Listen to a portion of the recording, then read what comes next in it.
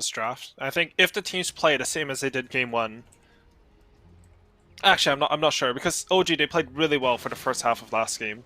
My same is Okay. like, I mean, if they play the same with that type of draft and they can win from that type of draft disadvantage, I feel like they're so strongly favored that they're gonna 3-0 them, the series. I don't know though. This game, the anti-mage pick was actually really good. I was thinking of like PL, but then you're picking PL into Timbersaw.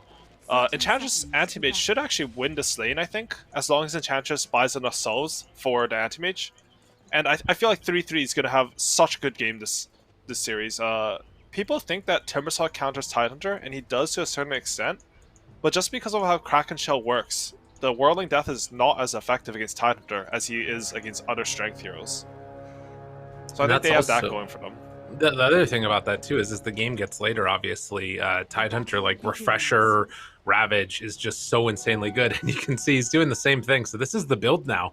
If you see a Tidehunter in your pubs with no items, either be really afraid or this dude like knows the Helm of the Dominator build and is about to kill with it. So keep your eyes out for that one for sure. But yeah, the starting here, the anti-mage, a hero that I feel like we've seen a little bit in these qualifiers.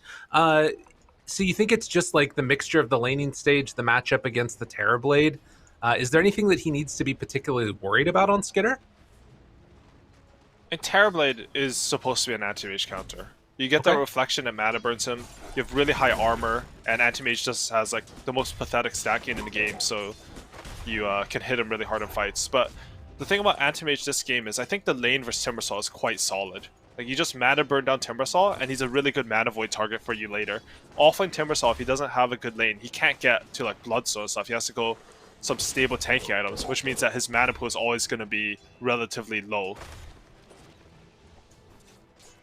That is a frustrating one to deal with for sure there. Seb going to have to deal with that pressure coming out, particularly once the Enchantress gets a creep. Currently, they've only been body blocking that hard camp, actually.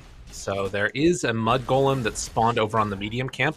If eventually they want to make that move over, but Skitter, ooh, dropped down to 15 HP, but the salve will be passed over. And I don't know, it looked like maybe there's a chance there they could have gone in, but taking he still had the Fairy Fire. He was being very calm there, not popping that too early. And they did build up somehow sort of a double wave creep advantage, which is why they were able to pressure Skitter there. Just more creeps means you're stronger in these fights. Fada, he will bring out only Tangos, actually. I'm surprised. I feel like they should bring out another Salve right away. Maybe even Tangos and Salve, because Anti-Mage, like, you need to be at full HP in order to trade. And how the lane works is you trade with your opponent, and then you salve up, and they salve up, but they've lost a lot of mana, and you have more resources then. Makes sense to me. We've seen, as we're actually getting a little bit of pressure up there top, but also mid, the really good performance from 9 last time around is just trying to bully back Topson as much as possible in this laning stage, and already 11-2 versus that 7-2 from Topson. 9 definitely standing out on this hero. Yeah, it's definitely one of 9's preferred heroes. See, top lane. 33, he already has his Helm of Ironwell. And Terrorblade, he is free farming with that first meta versus a no item offlaner. But I don't think 33 is that sad in this lane. He has eventual pressure when he gets his Helm of Dominator, and he's even feeling pretty good right now. Has the 5 regen, 6 armor. It's really good to deal with that type of pressure that comes in and sort of gives him some amount of sustain at the very least. So we'll kind of be keeping an eye on that one, but likely with 2 heroes having a bunch of armor, it's not going to be a ton of action. Down bottom, things still getting a little bit testy with Skitter and Fada, as they are attempting to sort of deal with that aggression that comes out from the Hoodwink. So frustrating to know to deal with, and the Timber Chains through. I just feel like bottom lane, it should be a lead for Tundra here if they bought a lot of Salve and Enchantress. You don't need any net worth on Enchantress to be effective the game, at least in the lane stage. And he has realized that. He's gotten the Salve and Tango coming out, but a cool ward coming in from OG, both scouting bottom route and blocking that hard camp from Enchantress. Oh, very, very cool. LSA there in the mid lane, going to connect on to Topson, but then the turnaround afterwards, and Nide and him trading a couple of hits. We'll be able to force back that Invoker again. And we saw Fada make the run over to that hard camp in the triangle, take away the Satyr creep, and now it's going to come back with it as the meta's popped up top. 3-3 able to back away. And both safe laners trying to deal with this pressure in different ways. And 3-3 definitely getting more farm, at least in the early part of it, as Sumail and him trading hits, looking for those body blocks. Sumail, I mean, this is such a hard kill. With the anchor smash, he actually doesn't care at all. Notail's just blocking him to nothing. Yeah, just a combination of the damage reduction plus the plus armor from Helm of Iron Will, and even the level 2 Kraken Shell just means that Sumail hits him for nothing. Notail getting arrowed here. Oh, a chance for a kill. Right clicks coming through, and first blood drawn by 3-3. And this is the best possible hero to get first blood, because how it works when you're rushing an item like Helm of the Dominator, you can sort of think to the Necro book back when it was in the game, is if you accelerate that timing, all of a sudden you kick your opponent out of lane that much earlier. And they are putting a little bit of pressure on Skitter now, but now he has his Ring of Health. He's feeling pretty stable in this lane.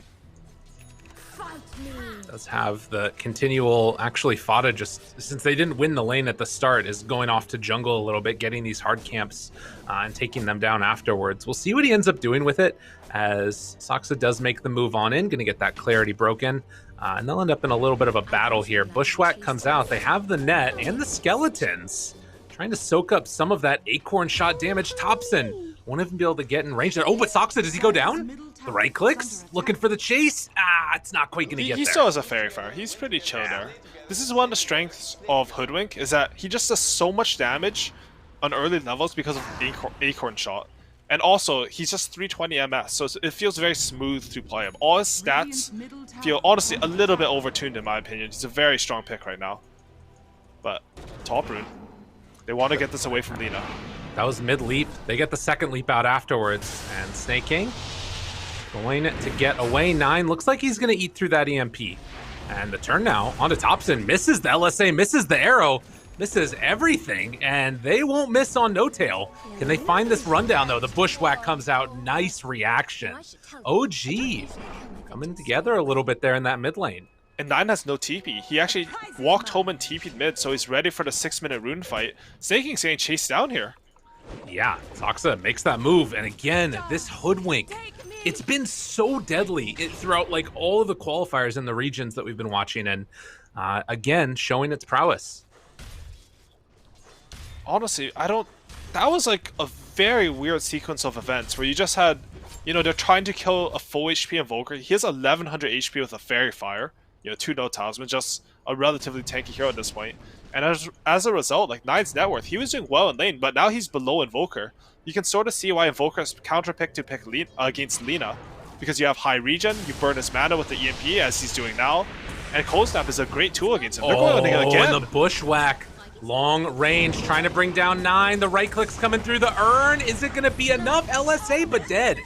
Saksa attempting to escape, and has a Fairy Fire. He's fine too. Lina, after such a good early game, is just getting wrecked. And the person making all these moves is Saksa. He is absolutely carrying OG through this early game. Look at these wards like that they place down too. It's just like this little triangle, and then also back behind the tower. They see everything. I feel like there's a little bit of a weird disparity here. Like, where's Fada during this? He's playing Enchantress, probably the strongest roamer in the game. They didn't really win. Oh, big rotation for 9 bottom. This could be his catch-up. Okay, that's what they needed. Seb gets caught out, and Skitter pairing together with 9, able to find that kill. Exactly what they needed. Oh, and they're chaining this. Fada, he wants to get active here. He smoked up 9. And can they kill Invoker, though? This seems like a little bit of a hard kill. They do have a dust on Fada ready. They have the net, too. Enchant, trying to get into position there for the net into Arrow, and they will find it. Arrow comes out perfectly in time. The Bushwhack to get a little bit of separation, though. Do they have enough? Trying to find the finish. A couple more punches, goes invis. The right clicks come through, and they get that kill. But Saksa hoping to find a little bit of retribution. Notail's moved in. 3-3 is here too, but he doesn't have the mana for Ravage. I don't know if they clicked on him or not. He's just body blocking Notail. Everybody in the mid lane, with the exception of Anti-Mage, as the Impetus Shot goes out, trying to take down Notail. Still not enough mana for the Ravage, and the Illusion almost kills Snake King, alive on 11 HP, as they chase them down.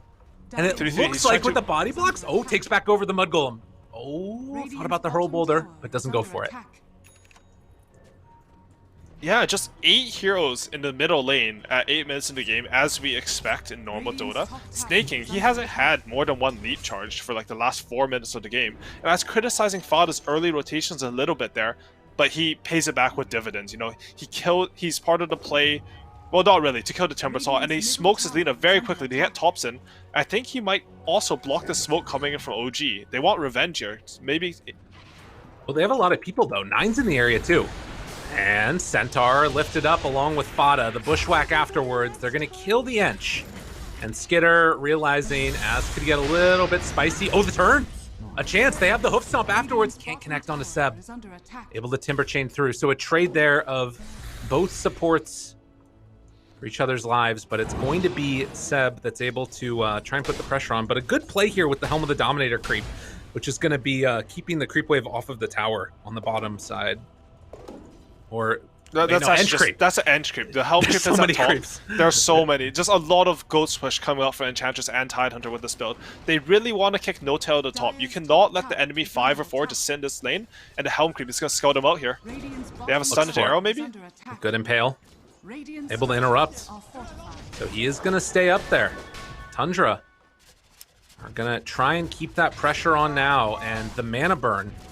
So annoying to deal with as this Tidehunter does have a soul ring, but they are going to mount this pressure here. Nobody else showing up at the moment. Meanwhile, Summel, he pops meta, takes a free bottom tower, he's chilling. You know, Seb had a pretty good lane, and now Seb's just going to come top and defend this tower. This is a huge map control move from OG. If you can ever take the enemy safe lane tower and defend your own, it just creates a lot of disparity in the map, like the map, I don't know, map control? Yeah, that sounds right. And now Terribly, he's just going to farm all of this area. Meanwhile, Antimage, he's sort of stuck farming waves as they push into him. He can't really go top against Timbersaw. Ooh, Laguna Blade thrown out a little bit wild. 3-3 again, not quite there with the mana. No Tail chasing down 9, trying to find that kill. They buy back. This is double Centaurs as well. The Ravage will come out. They connect now onto Thompson. Tries to get in range. Hoof Stomp number 1. Hoof Stomp number 2. No, the Bushwhack to interrupt, but Hoof Stomp number 2 comes out afterwards. Arrow gonna connect, but Seb able to block it. Thompson still living through it. They take down Fada, and 3-3 just has to back. 9 couldn't stay strong in that mid lane. And they end up punishing OG, looking good, and Snaking, he just came back to life. Brought down again. 9, hoping to find something, but he's already used his Laguna Blade here. They will kill the creep wave, but Seb, not deterred, is gonna stand there and tank it. A little bit of space for Skitter there, but OG, they're just running them over. That was the Ravage expended, Laguna Blade. Even the first Potomo is a very valuable ultimate, and they got nothing there. Sort of, you know, Snaking, he bought back, by the way, and he just dies back instantly. It's a long respawn. OG, they're getting map control, but the gold, it's still pretty even here. Dire's top tower is under attack. Misses that stomp, but Fada, he's gonna get the Arcane Rune. Oh, able to dodge away from the Bushwhack, but I don't know if he's gonna be dodging away from this one. As Thompson finds the last touch there. These supports just getting murked. Going on top. One for him. And 3-3 dies. Also, OG. All across the map, they're connecting with these kills, making the right plays. And again, it is space for the Anti-Mage, but this Anti-Mage trying to get in towards that Battle Fury, and it's feeling like it's going to take Skitter a while. Yeah, I don't know if he's going to be able to stand against the Terrorblade timing. Like, honestly, at this point, I'm already thinking about like how the high ground defense goes for Tundra, because OG, they have a lot of tempo in this game, and they do have the Alacrity Terrorblade. It might not be a high ground defense, but it's the same concept when, you know, you're fighting around these objectives, the tier 2s, tier 1s, and Roshan.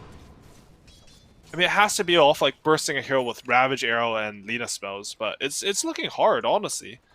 Antimage, he's not the type of hero that gets an item and puts pressure on your opponent to help you come back from behind. No, that is not really the game plan there. It feels like if there's going to be moves to be made, it has to be around like 9 and 3-3 doing some big stuff. And you talk about like being able to push this Terrorblade out of lane with the Helm of the Dominator creep. 3-3, they haven't taken that top tower. Do you see the midway for Dire here? 3-3 has stacked up multiple ways with his Helm of the Dominator creep, just so that they could protect mid tower. Oh, whoa. And now there's going to be a triple wave here. Yeah, it's coming in between the tier 1 and tier 2 right now. Okay, so those were actually the top creeps. So they pulled all the top Wait, creeps. down bottom though. They catch Skitter. Oh no, they won't get him. Bushwhack afterwards. Instead, they're gonna find Snaking yet again, but will he die? Meanwhile, the Ravage looking for the turn. Who's he decide to go on? They're trying to kill Thompson. It's ambitious, but is it gonna be good enough? No, they can't get him. And now the rundown 9 hoping to escape, but there's nowhere to go. All of OG grouped together and taken down Tundra. What a finish. Look at this move from Sumail. Instant fight into TP mid. He's going to chase away 3-3 and then hit mid tower. This is the best meta you can ask for. Kills into objectives. Really nicely played there. As 3-3 is going to get ran down. Doesn't have anywhere else to go. Seb finds the final touch. And they are just getting stomped in this early going. To be fair, this did happen last game. And look at top lane. It's true. Anti-Mage, he's trying to catch up. There are like 14 creeps here, but OG know this. They're trying, their objective to come here is just to stop him from farming all these creeps. And Skitter does a little do-si-do action, but Seb moving in. Fots is there also. Skitter's just AFK farming. They're clipping the wave on him right now. Oh, all he wants to do is hit some creeps, but they won't let it happen. And this creep wave, I mean, it could go the distance. It's going to be a lot of pressure. Sucks a tipping 3-3 who started all this mess. Yeah, all of a sudden this waves. move, it was supposed to give Anti-Mage a ton of farm, but instead it's just, you're just building up a huge wave. Timbersaw, he tanks a tower, and now you still have like 12 creeps here to do damage to a tier 2. Yeah, this is problematic right now for Tundra. Do they have... God, they still have a minute until Ravage is back up. It feels so impossible to fight without that. But at the same time, like, you can't just let them take this tier 2, which it feels like they're thinking about it. And yeah, it's already in there. Mana Void. Oh, ooh, all right. I like that. Cool, Skitter. That got him his Battle good Fury. Mana Void. Farming Mana Void. Who would have thunk it? Yeah, but look at Fada. It's 16 minutes in. He's level 5 on Enchantress. 0-6. Now about to be 7. Well, 6-6 there I meant, but... Oh, there you go. Yeah, it's... he's just... I don't feel like Enchantress has really had impact this game. Like, bottom lane, I feel like he had to buy more salves, and then there was like, they got out-roamed on the map, sort of, by a hoodwink. I don't think this is what Tundra's game plan was. Maybe a bit of inexperience on the hero, maybe something happened, like the breakdown of how they talked about the lane was supposed to go, but it just hasn't really worked out for Tundra this game at all. Well, and a 3,000 gold lead into the favor of OG. Not insurmountable, but this is the type of lineup from OG with the Terrorblade that can take full advantage when you start to get a little bit of your lead and then just never let go of it. So we'll see what they need to do. Your thoughts for them and like objectives over the next couple of minutes for OG? Do they just sort of keep the pressure on, or oh wait a minute, 3-3? God, it's, I mean, they keep on finding Seb in this series, whether it's the Tidehunter last game or the Timbersaw this game, and it's really difficult to take this hero down. Yeah, he's done a good job in both games, just sort of positioning himself where Tundra want to farm. And I think the timing for OG, like, the goal here is to prevent the enemy team's net worth from increasing. When you're ahead, it's better to get more ahead by preventing the enemy from farming than just farming more yourself. Because, like, gold disparities mean more, you know? Think about, I'm 50k and 15k and you're 10k, compared to I'm 25k and you're 20k. The 15k versus 10k is much more compelling. And we can see 9. He gets caught again bottom. Yeah, the right click's coming through there. Oh, LSA. Arrow. Laguna Blade, a chance for a turnaround. No Tail doesn't have anything left in the tank to help his buddy. So they take down Thompson, a really big kill. Yep, snaking. They're the still under bottom this ward. just... Wait, did 3-3? He dragged another creep wave to Anti-Mage mid there, so he got both top and mid waves. If you farm 2 waves, like 2 waves every 30 seconds, it's basically farming like 1200 GPM or something ridiculous. He's accelerating on Anti-Mage like crazy. This could be a problem here. And I mean, the thing about this too is like Tundra have been able to keep some pretty good vision out there on the map over the last few minutes that have enabled this type of stuff to happen. But they are going to eventually chase down and kill Snaking. So they find him bottom. The lead staying about static. I mean, that was a good turnaround, to be honest. OG were pushing towards 5k right now, right? And now the arrow, it's sort of gone up on the graph because, you know, Anti-Mage, he's just out-efficiencying them because of 3-3's polling with the HOTD. And then the turnaround kill on Evoker, like, that was huge. 9 was about to not have a game. Okay, they catch the Enchantress. It happens. Just a boy trying to defend his tower. These things are this is the life that they're gonna lead now. It feels like. But yeah, it's definitely the avenue back into this game is all through Skitter. He has to be the one to carry them here. They scanned right where he was. Skitter, the Lina courier goes right by and tops it. Gonna get caught, but not enough afterwards, actually. Now the bushwhack, Skitter jumping away, trying to escape, has blink back up in a second.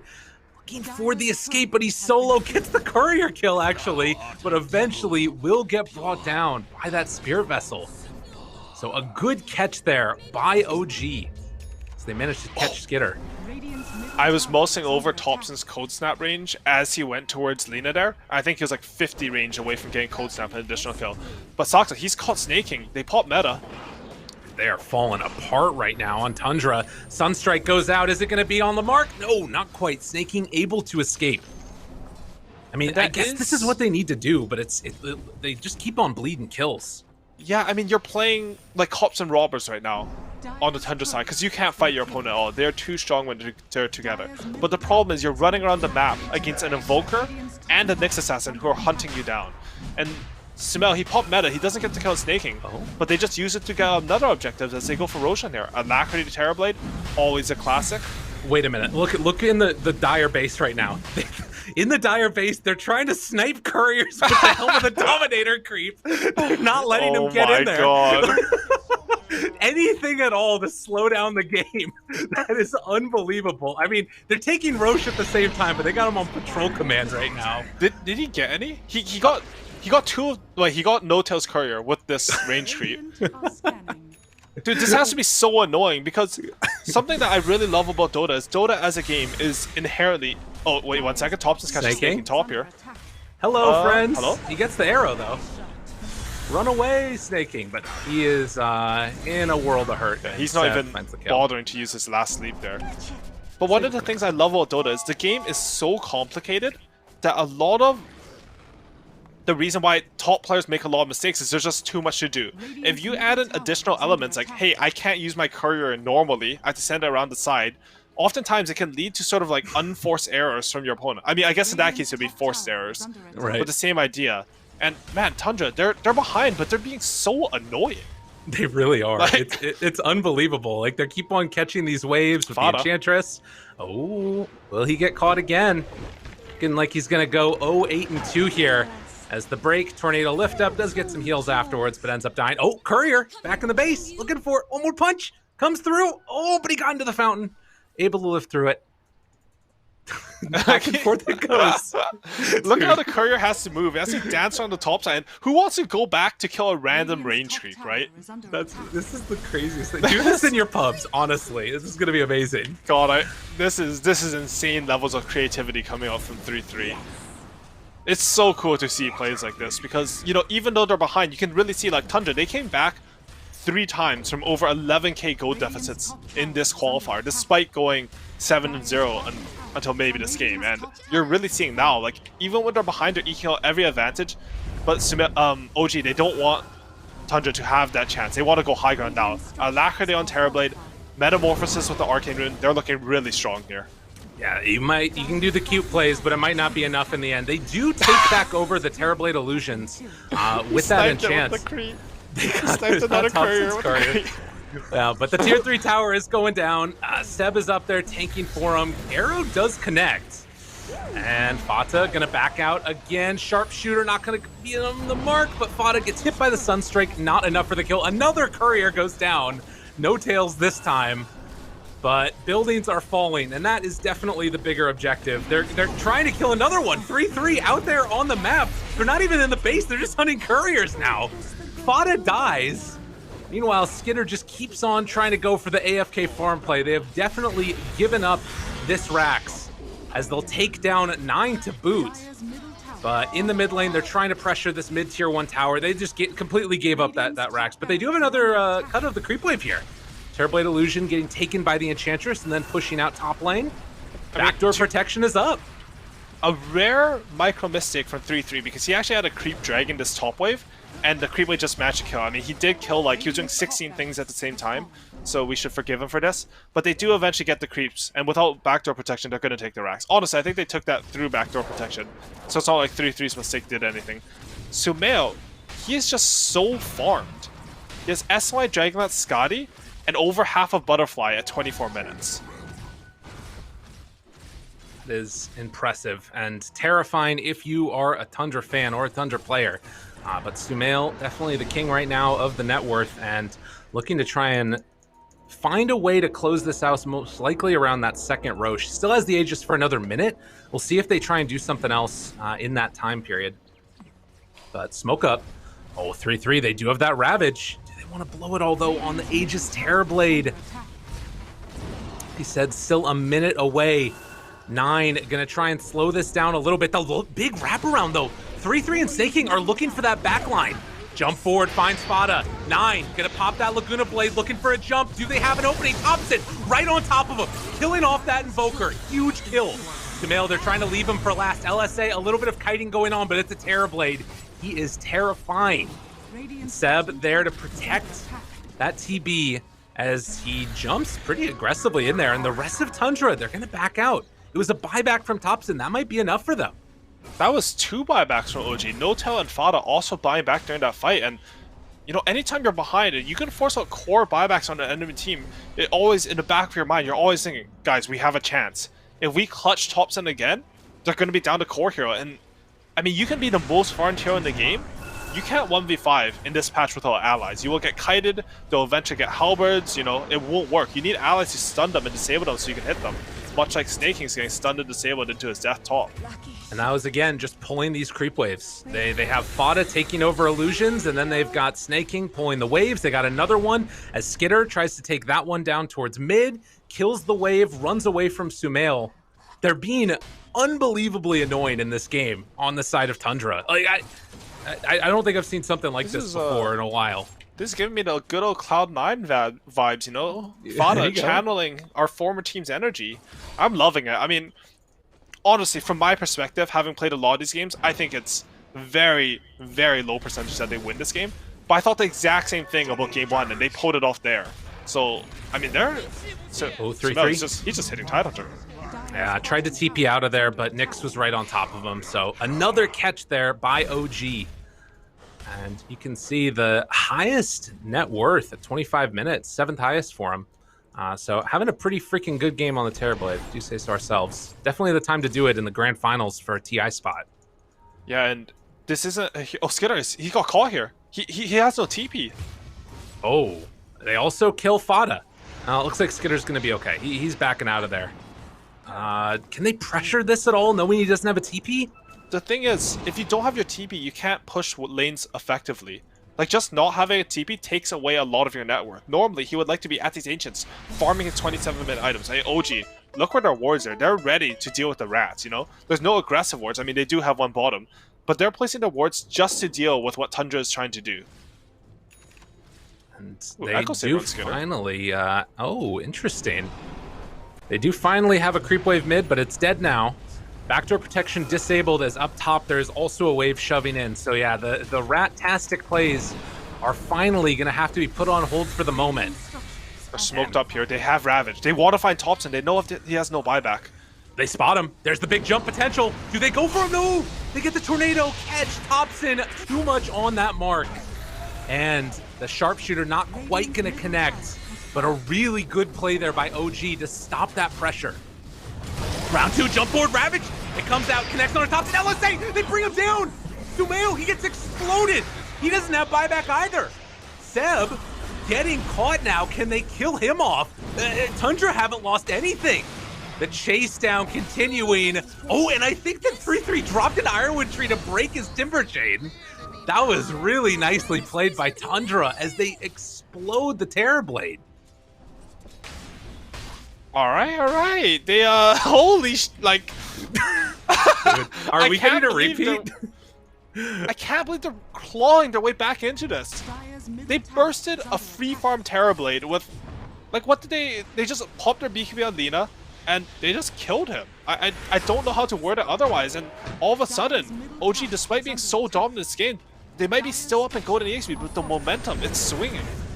Looking for a quick pick there, maybe getting a little bit grasping at straws for the moment as they tried to blow up Snake King, but it doesn't happen. I feel like we've seen this story before, Owie. Cold Snap there, tries to catch onto one. They will get the pullback. Tornado afterwards. Arrow not going to connect, but it's only a 3,000 gold lead. I need to know, in this game, like how much gold the couriers gave them, because it's very possible that these plays are only possible because of like the general net worth that you get from couriers. Couriers are undervalued in Dota right now. One courier snipe can often be the same as like killing a tier 1 tower. And look at the little courier, the little creep heading out on its mission. Thompson. Oh my god, it's still there. It's new. What is that? All right, take 100 gold. You know, you gave us some with the couriers. We'll give you some back there. But like 100 gold to scout an enemy in their base is worth it, you know? Like you're never fair. really... The opportunity cost is very low for Tidehunter here. And it's just such a beast play because it's so much attention, it's so much thinking power. Oh, Thompson. Oh. Ooh, he would have to get arrowed here to die, though. I think... Ooh, they're setting up on him, though. They want this. Yeah. Thompson, though, recognizing the potential there, is going to back out. Okay. Moonlight Shadow now, and then the retreat. It's wild, though. All those little plays starting to add up a little bit here for Tundra. But will it be enough? You still have, like you said, this free farm Terrorblade. And when he starts punching people, it hurts. Vision, 9. Ooh. No tail, right on top. Has BKB ready. Stun, not going to connect. BKB for the turnaround. Laguna Blades finding that kill into no tail, maybe? Not quite. Popping the mech afterwards. Have to be wary. Sumail doesn't have a BKB. Oh, 3-3. He has Ravage, but they're waiting. Looking for an opening. In some trouble. They get the lift up there. 9 going to TP back home. Fada going to die, and 3-3 also goes down. So they don't decide to jump with that Ravage. And now BKB delivered for Sumail in a moment here, at least. It's on the courier. Roche, how far away? 30 seconds. They don't use any of their big spells on Tundra, so they might potentially still be able to contest this Roche. And meta is going to be down. So despite OG winning... I mean, that was a good fight for OG. Killing 2 heroes there. You do have a little bit of a timing window coming up for Tundra. Maybe if Skitter can split push bottom, force a bad TP, we might see like another miracle happen. Because honestly, Tundra winning teamfights in this game is honestly a miracle to me. I mean, look at this. They're just waiting. They know that like this is the timing with the Tidehunter dead that they want to take the Roche. It's going to spawn right now. And no vision in the pit at the moment. Oh, it looks like they're going to get away with this one. Tundra not able to set get up there. An AM even. Oh, He's just being annoying. okay. I think this read from OG was perfect because even though like they don't know when Roshan's going to spawn, right? If it spawns a minute later, they're going to look silly in there. But they understand that if they do not get this Roshan right when it spawns, they will be vulnerable. Now, because you have this Aegis, you're sort of compensating for the fact that you don't have meta. That, I don't know, Seb used a lot of resources, it doesn't matter or something. They used Cataclysm. The Aegis covers for all of that, and now, you know, Tundra, they wanted to fight there. They smoked out for it, and they got nothing. Now a smoke plate coming in from OG. Snake King, the one that they're going to run into, drops the triple meteor and no tail with the stun right on top. That's exactly what they're looking for. Would have loved a bigger kill, but I think they're happy with that one. So we will have a pause now from Fata. That was Snake King's gem. Ooh. So he ran into the Nyx, but Nyx was uphill. And that's... I mean, they got this gem because they realized that they need to win every single fight in order to win this game. So you're investing... Like, the biggest investment you can make in Dota is probably a Rapier, you know? But Gem, to a lesser extent, is the support version of that, where you're saying, if we don't win this fight, we're going to be hugely behind. We need to take this risk. We're behind. Take some risks and come back. And, I mean, now OG, they have full map control and a Gem. All these wards, not that they have any, are going to get completely dewarded. And furthermore, it's going to give OG that confidence to know that we can play that aggressive way forward. We know that they don't have vision of us, and sort of have that that confidence to take the fights on their terms. So it's looking like it's a dangerous territory right now for Tundra. OG, 11,000 gold up. Again, some of that from the gem. But are you feeling like the anti-mage is actually starting to come online and become this hero that we were worried about for OG in the draft? Like, does Skitter have the tools that he needs to take these fights? So what I thought about Anti-Mage in this game is I thought Anti-Mage Enchantress was going to win their lane. I thought they were going to trade souls for a lot of Timbersaul's regen, his mana, and then he's going to be able to pressure that lane. And I thought Timbersaw would be way lower farmed. The fact that Timbersaw has so much farm is a huge worry for Anti-Mage, because I've actually seen games where Timbersaw can outscale an Anti-Mage. Like, regardless of the TV matchup, Timbersaw, once he gets to Aghanims, Bloodstone, etc., I saw it specifically, I don't know if it's at TI or a Major or whatever, but it was like Mu Dota on the Timbersaw, killing Anti-Mage solo over and over. And then you put in the fact that Terrorblade is, like, conceptually a good counter against Anti-Mage, just high armor, reflection against Anti-Mage, a lot of physical damage. It's looking really hard for Skitter to carry this game. However, like, I mean, they won that mid fight that I thought they couldn't do. They won last game, which I thought was completely over. Like, Tundra, they've been pulling some, like, skamazes out of their bag this tournament, and maybe this is one of them. You goddamn memer. I love you. I can't communicate like normal humans, so I have to talk in memes. It's the only way I can do it. I've Look just at been this. playing Dota for the last 15 years. I have nothing. You know what? If it works, it works. I think everybody listening has a good understanding of what you're talking about there. It's what it's felt like. Like, just how the hell do they keep on winning these fights and making these comebacks happen? But the question becomes, is it just one step too far in this game too? So Can I don't OG think pull it even? Anti-Mage can carry this game, but I actually think Lina can. Like, last game, Lina was doing so much damage, he was chunking like some 6-slot Tidehunter in a few seconds. 9 just finishes MKB. That's a lot of damage against Terrorblade. It's not like he has any magic. They're going. Jump forward, Ravage tries to find it, blows him off. Oh, Thompson didn't stand a chance. Sumail drops round 1. Oh, they found the right Use BKB target already. all right. And the chase down, Sumail doesn't have BKB available. The right clicks come through. How is that the fight you take? Sumail does manage to get out of there, though, it looks like. Thompson with the buyback is there for the help.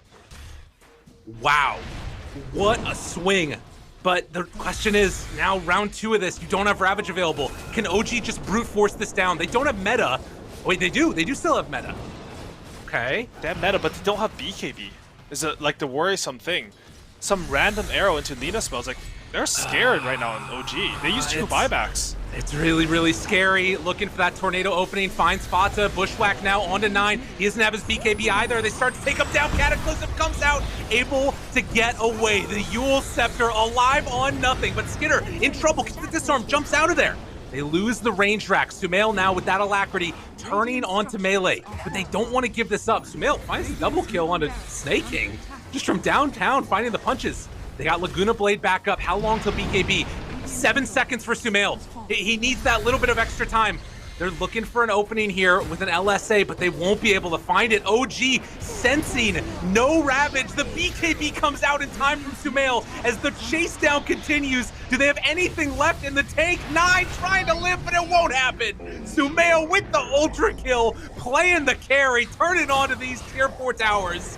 They try and blow up No Tail, not enough in the tank from Skitter, as they set their sights on a game 3 with the series even. OG, they're gonna run it down, find themselves Skitter, and try and finish this one out in style. No Ravage, no answer. OG, they're tying it up. Skitter tries to find some last gasp here for anything at all. 3-3, doesn't have Ravage, gets eventually buried into the ground, stun afterwards onto Skitter. They focus back all of their attentions onto the Ancient now, and that is going to be about all she wrote. Although they might think about diving the fountain for no GG out on this one. So the buyback comes again from Snake King. Arrow out there, but it's not going to happen. We're all tied up. That game got real spicy real fast, because